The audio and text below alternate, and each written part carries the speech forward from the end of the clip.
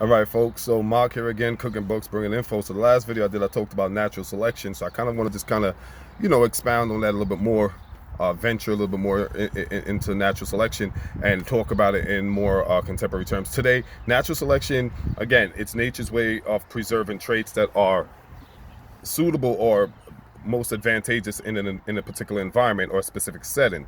But in the 21st century today, we're not in the jungle, so to speak. We're not in the literal jungle, right? We have what's called civilization, right? So, but we're still animals because that's the kingdom we belong to, and therefore are still governed by natural selection. But our natural selection, though, is the way natural selection works.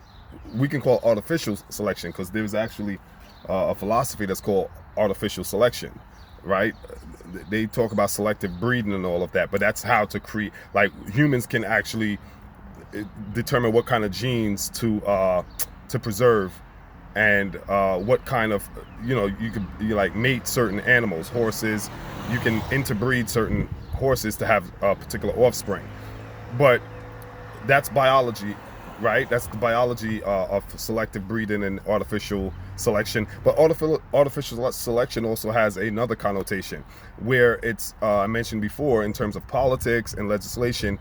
They artificially decide what laws or what policies to implement, right? What policies to implement in certain geographical areas, knowing the outcome of those policies. They know that if they implement a particular policy in a particular region, which is a particular environment, that a particular group is going to behave or react or respond in a particular way and will have a particular outcome. And it's not micro. This is not a micro management implementation, rather a macro. So when I say micro, they're not focusing on one particular person. What they're focusing on is the particular group, right? And they know that a particular legislation or the implementation of particular policies will have the desired outcome on a particular group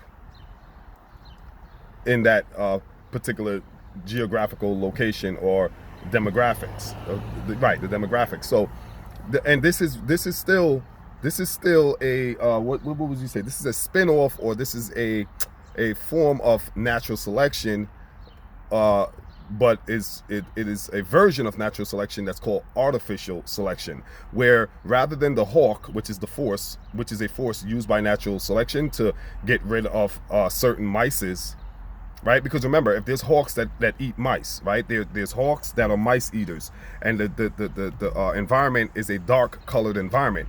Mice that have a dark fur, the traits that promote dark fur is going to be passed on to the future generations of mice by default, because the hawks are going to eat the lighter or the tanner mice because they're visible, they're conspicuous against a darker backdrop. So that's like I said, that's natural, right? Whereas with artificial, instead of a hawk, the hawk is now the policy. You see what I'm saying? The policy substitutes the hawk, but it has the same outcome.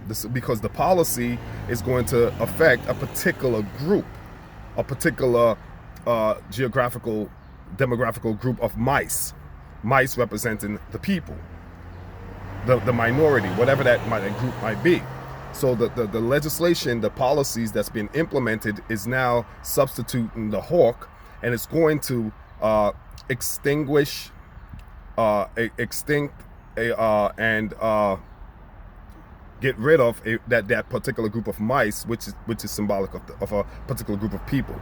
So this is how natural selection is being used in an artificial way, by means of certain implementations of policies. So again, how do you survive that? If you are that tan mice, you need to figure out how to become another hue, a darker shade of hue, so that you can blend into the darker backdrop, and you won't be as conspicuous to the hawk policies, and be able to survive and pass your alleles on, your genes, your traits. So again, like I said, it's about flexibility, economical flexibility, I mentioned is Zeitgeist, or Zeitgeist, however you want to pronounce it, which is being able to spot the popular trends, ideas, concepts, opinions of the times. There's always a particular trend of thinking, or a paradigm, a particular paradigm that goes with a stage in history, a time in history. There's always a particular, prevailing view or prevailing sentiment that covers a particular, that covers a span in history. So being able to spot the zeitgeist, right? You had the dot-com era, that was the zeitgeist. The dot-com era technology. You had the Industrial Revolution, that was the zeitgeist. So you have to be able to read the times, the spirit of the times, and remain flexible. Definitely create plans, definitely have goals and objectives, but leave room to modification of your goals, modification of your objectives. Always leave wiggle room for your goals. In other words, don't set your goals and have them etched in stone, and should the environment change, should the climate change, should the situation, circumstances change, you're now stuck. You're now, because you've cemented your goals, so now you're stuck. So you need to have goals, but have room for your goals to morph, right? Morphology, morphological goals. Allow your goals to morph based off the current conditions, right? If your financial situations change, your goals might have to change proportionately. They should have an inverse relationship, or where they change proportionately, right? Alter. So yeah, I dig this video right here. I hope you dig it too. Till next time, if you like it, you know what to do. Subscribe, like, share, comment. Peace.